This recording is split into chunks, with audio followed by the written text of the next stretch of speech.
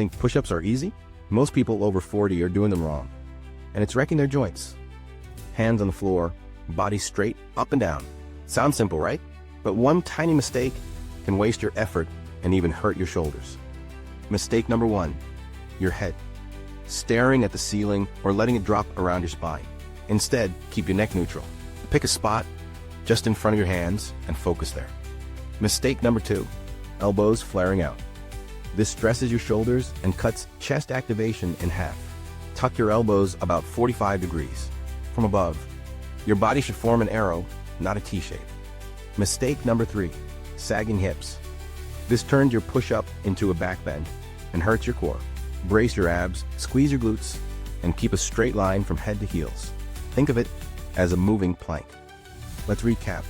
Neutral head, elbows tucked, core tight.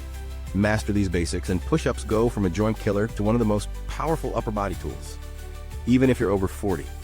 Don't forget to download our free workout plan in the description below. Train smart, not hard. Hit like if this helped, subscribe for more safe workouts, and check out the next video popping up on your screen. Now go crush it.